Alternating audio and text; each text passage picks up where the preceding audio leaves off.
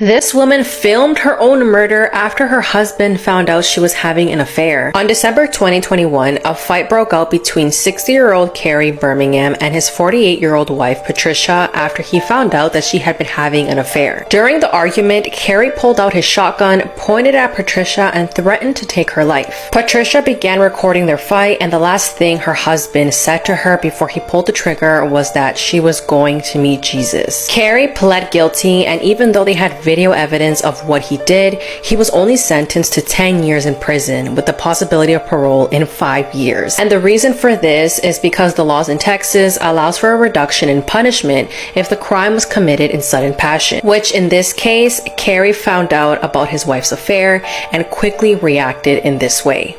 She said her ex's name in bed and he took her life because of it. On September 20th of 2015, Fidel Lopez and his girlfriend Maria Nemeth were inside of his apartment drinking. Maria ended up getting very intoxicated and they both ended up in a closet. They began to have intercourse and Maria had said the name of her ex-husband twice. Once Fidel had heard what Maria said, he became enraged.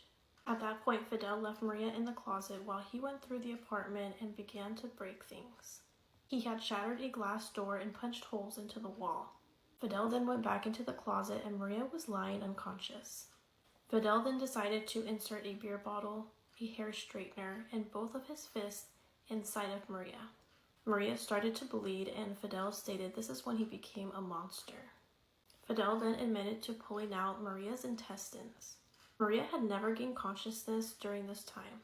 He then carried Maria to the bathroom to put water on her face, but she still did not wake up. Fidel then washed the blood off of his hands and went outside to smoke a cigarette. He started to panic and then went to the bathroom to check on Maria. She was no longer breathing, so that's when he decided to call 911. Maria was taken to the hospital and she was pronounced dead. Fidel was sentenced to life in prison and ended up taking a plea deal to avoid the death penalty. This is proof we aren't alone. Okay, so this alien-looking creature was recently captured on video, and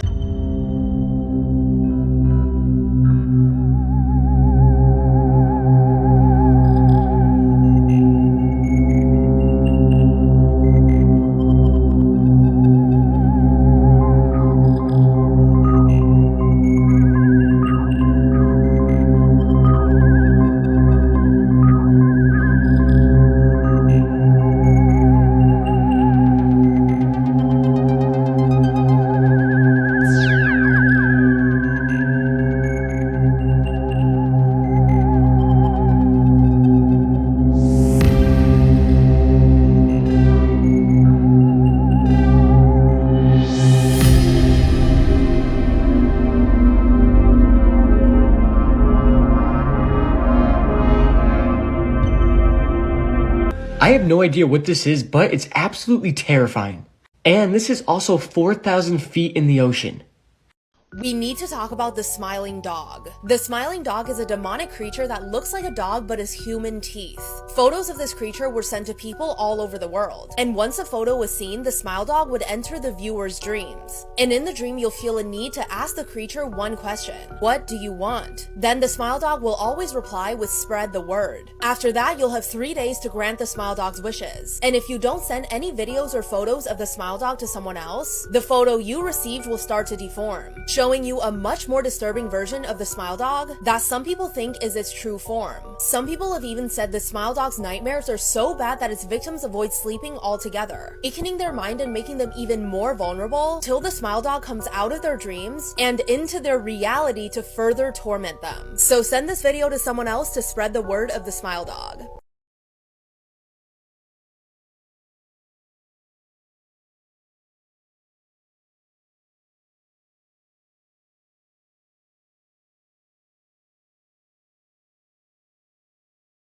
Every time I sort of revisit the story of Carly Gusé, I'm reminded that that is one of the most chilling stories that I've ever heard come out of California. This is Carly. She was pretty young at the time. She was only a junior in high school, and all of this took place up in Mono County. This is in California. Very, very rural. When I'm saying rural, I'm serious, like there's nothing out there. Carly didn't really have a lot of issues. I mean, most people reported that she was a pretty good kid, but in the weeks leading up to her disappearance, her friends noticed that she seemed paranoid. She felt like somebody was tracking her on her phone, but she never said who. Fast forward, she ends up going to a party. She does something at that party that I can't say, and then she has a complete meltdown, a total episode. She allegedly even bit her own boyfriend at the time and then ran off into the street into the darkness before getting picked up by her stepmother. From what I read, it sounded like the parents pretty much stayed up with her all night because they were waiting for her to come down from whatever it was that she took, but she never did.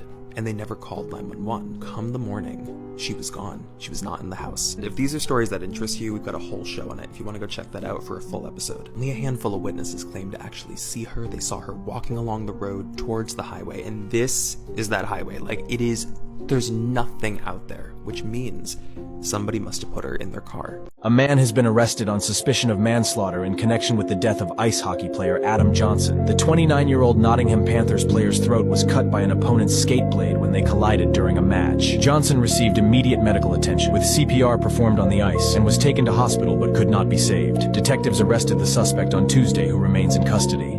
Dirty animal facts you wish you never knew, part 4.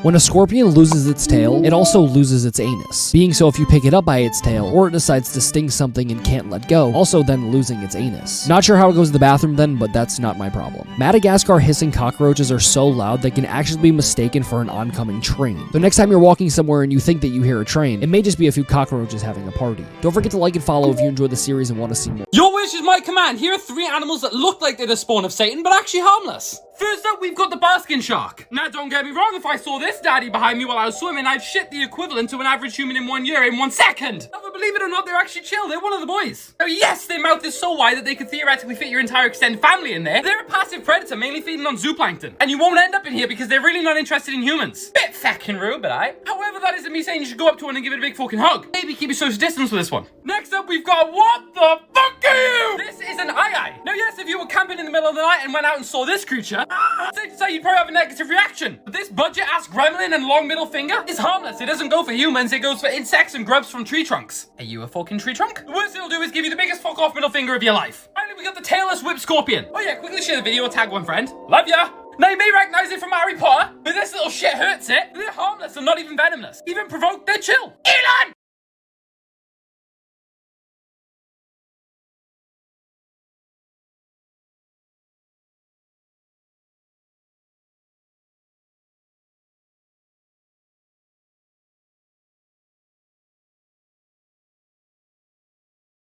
This dad's TikTok videos help find his son's killer.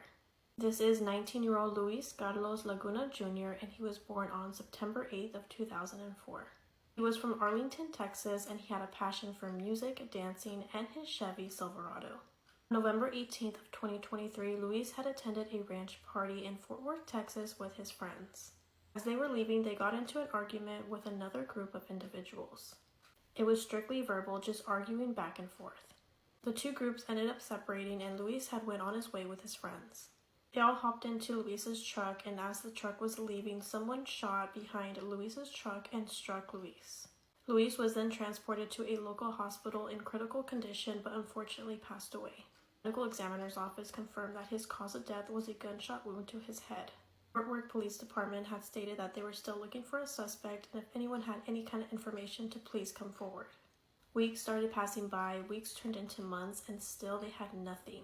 Luis's father, Carlos Laguna Sr., had started to post videos on his TikTok. He would post videos about memories with his son, then he started to talk about his son's case. Carlos did this in hopes that it would reach the right person and that person would come forward with any information about his son's killer.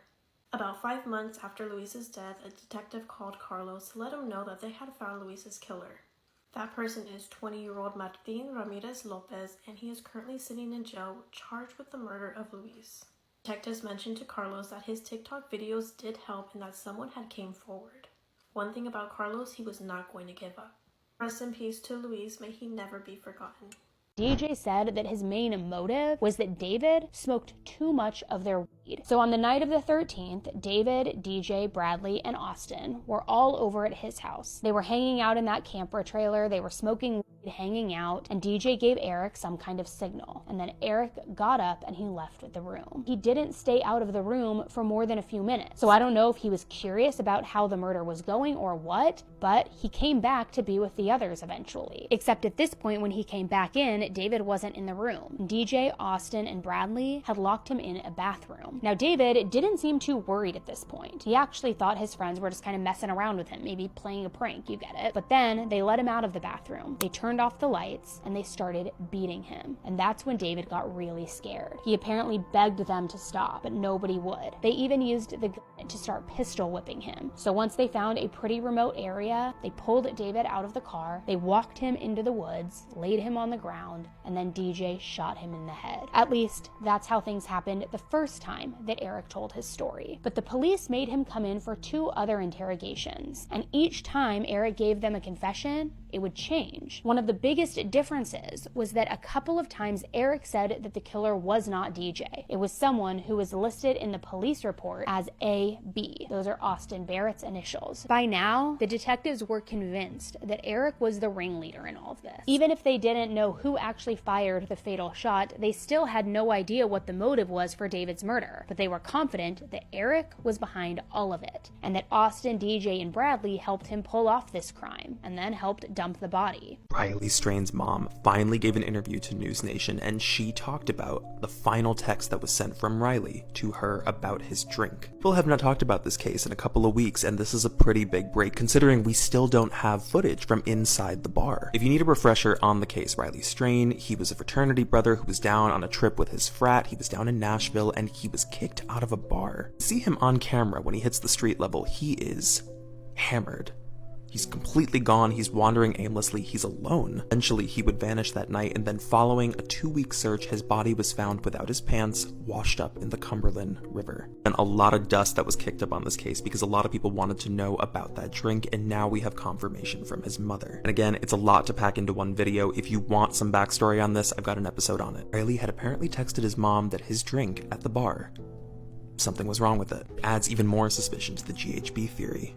Marcus married his 15-year-old stepdaughter. My heart goes out to her. She was way too young to be dealing with anything like this. And even though their finances don't sound like they were especially stable, they kept having children. I mean, think pregnancy after pregnancy. Because by the time she was 26 years old, Elizabeth had given birth, and this is not an exaggeration, 11 times. Now, given that the first pregnancy was when she was 15, that works out to a baby every single year. I can't even imagine. It's literally like you're pregnant for 10 years straight. That would be horrific. I didn't mind being pregnant, but that would be horrific. I mean, it honestly would be hard on anyone, but she was also so young that it would make it that much more difficult. Marcus basically stole her childhood away from her in so many different ways.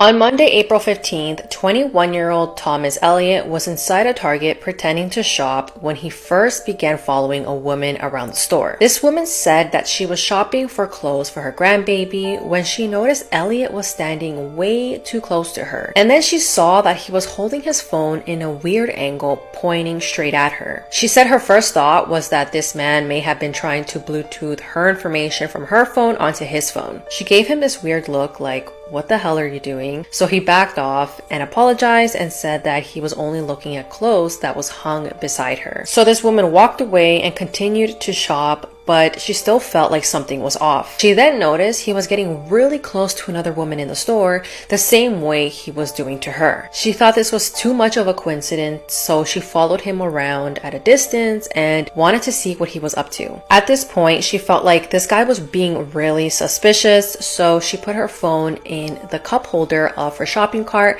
and began recording. And that's when she caught Elliott bent down with his phone and put his camera underneath this woman's dress. Behind me is one of the most famous true crime cases ever. And to this day, it still remains unsolved. This one is called Who Killed JonBenét? And I am partnering with Lifetime to bring you guys the best of the best for true crime film. JonBenét was absolutely gorgeous, and she was in many beauty pageants. She had a loving mother and father and also a brother. Unfortunately, JonBenét was mysteriously murdered. There were several accusations against the parents, but no one really knows the real truth. JonBenét was absolutely precious and so kind with her personality. She was loved by so many. This has been one of the most talked about true crime cases over the years. And to be honest, it's one of the most intense ones. I feel this Lifetime movie did a great job portraying this case. And I think it's one that everybody should watch. You guys can watch this at mylifetime.com/watchripped. This picture famously surfaced from 1941 because something looks very off about it. This guy, a lot of people cite this picture as proof of time travel because not only does he seemingly look very modern and out of place, but he also appears to be holding a camera that's very small, too small for any commercial grade camera of 1941. But let me explain why this is debunked. The modern t-shirt he's wearing, it's a logo for the Montreal Maroons, which was a hockey team from the 40s. The glasses were also available. They had protective side shields in the 40s too. But what about that camera? It's small enough to be a digital camera, but they did not have commercial grade cameras that were this small in the 40s. Incorrect. Kodak confirmed of a rare model of a small portable camera that was limited, but it was available by 1941, which makes this photo completely plausible. Who would think selling unlimited 10-cent beers to sports fans is a bad idea? Not the Cleveland Indians when they played against the Texas Rangers on June 4th, 1974. This led to 60,000 cups of beer being sold to the 25,000 people in attendance. That was incredibly problematic because there were only 50 security guards. Fans were growing increasingly intoxicated, throwing bottles and firecrackers on the field. There were flashers and streakers. And this all culminated in the 9th inning when a fan tried to steal a player's cap and the Rangers came to their teammates' defense. The fans rushed the field with knives, chains, and stolen stadium seats. Players defended themselves with bats as they retreated into their dugouts, and the umpire declared the Rangers the winner by forfeit. Though they would put a 2-cup per person limit, the next 10-cent beer night was a month later.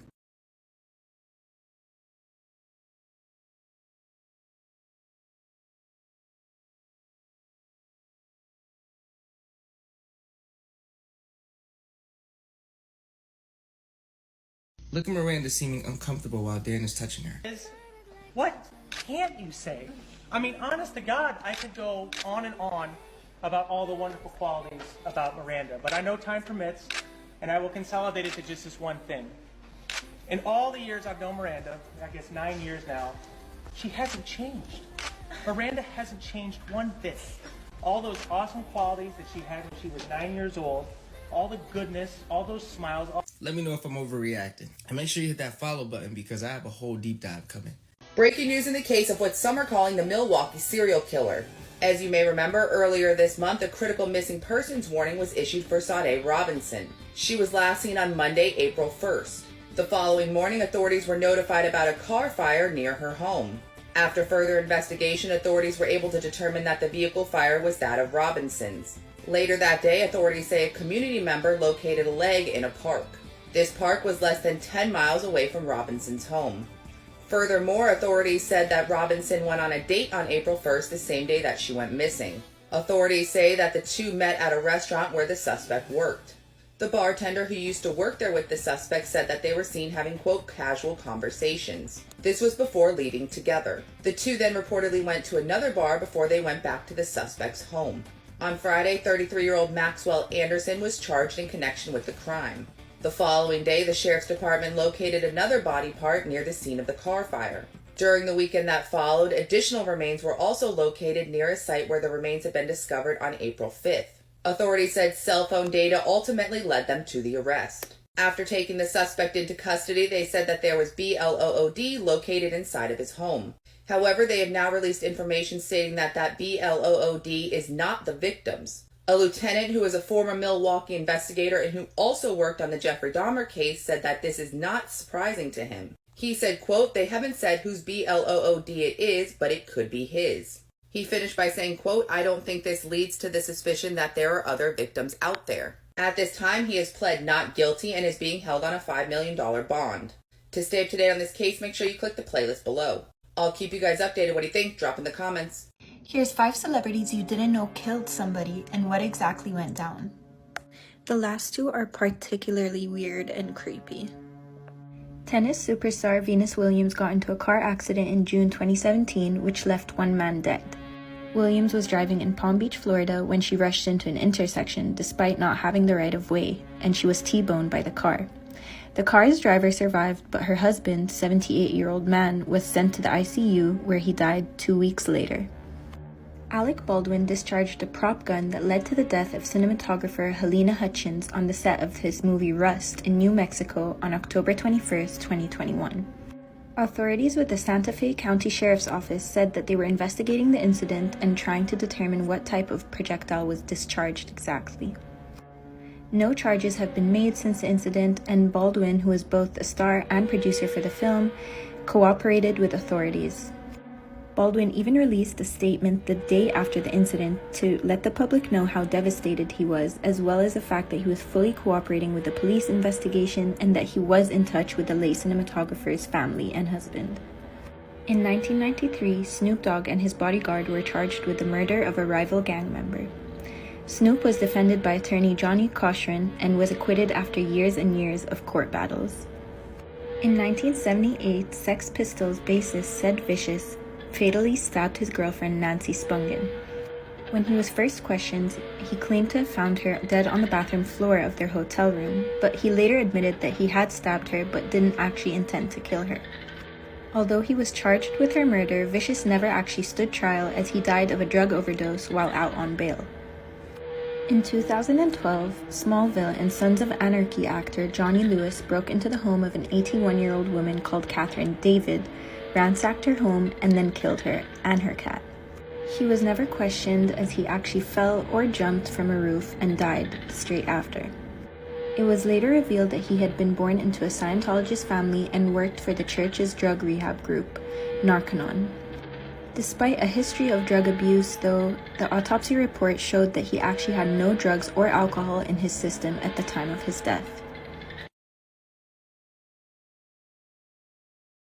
Have you ever heard the crazy story on how the show To Catch a Predator with Chris Hansen got canceled? If you have never seen that show before, it was so ahead of its time. So basically, Chris Hansen and his team would go online and pretend to be children or teenagers and chat with online predators, and then invite the creeps over, saying like, my parents aren't home. Then the creeps would go over to what they thought was a child's home, but be greeted with Chris Hansen and get arrested. Typically the men that they would catch on the show would be lowlifes with no real influence in society at all. Until Texas District Attorney Bill Conrad started chatting with one of the show's online decoys, sending inappropriate photos to what he thought was an underage boy. On every single episode of the show, they had to convince these online creeps to actually meet up in person.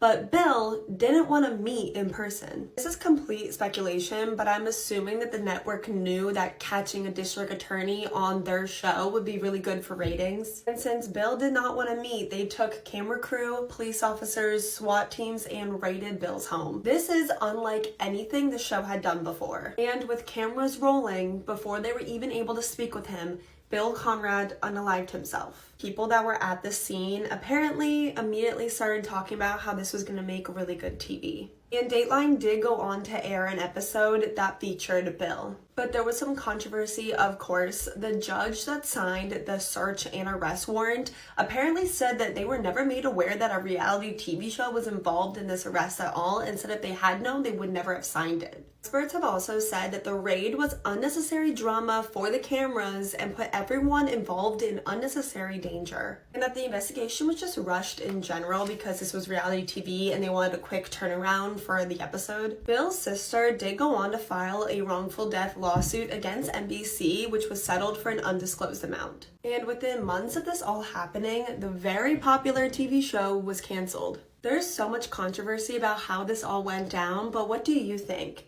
And if you were a fan of this show, did you ever hear about this before?